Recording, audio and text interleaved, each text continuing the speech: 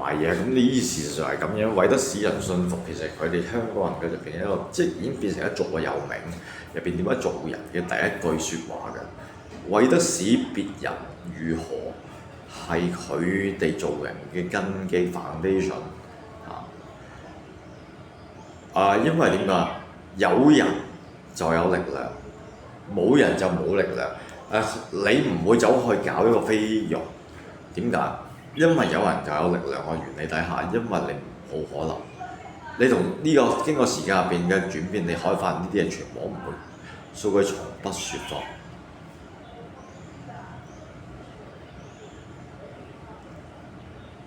又等於你唔會搞個小數據，點解？因為數據從不説謊。但你會去搞乜嘢？香港嘅人，你會誣衊所有入邊嘅嘢，企圖去咩啊？係嘛？凌駕別人入邊所有入邊嘅嘢，因為你只會對你自己最熟悉嘅人去攻擊。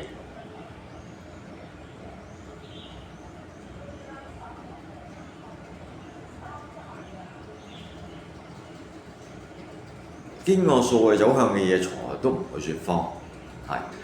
係所謂嘅規則，所謂嘅捏造事實，就係佢哋全世界，我夠膽講，唔能全世界都冇一個地方及得上呢個地方入邊嘅嘢。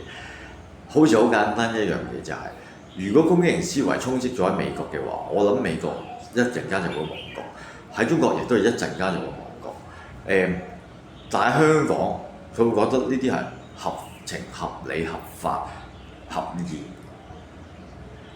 製造咗出嚟嘅就係喺呢啲咁嘅攻擊型思維嘅情況底下，越攻擊型入邊嘅嘢，越有運用得個元素多嘅，你唔單止唔會有任何人懲罰你，更加係咩？你擁有一切所有入邊嘅嘢，唔信你挖開佢個底層入邊去睇佢每一樣獲得嘅入邊嘅嘢，你就知道。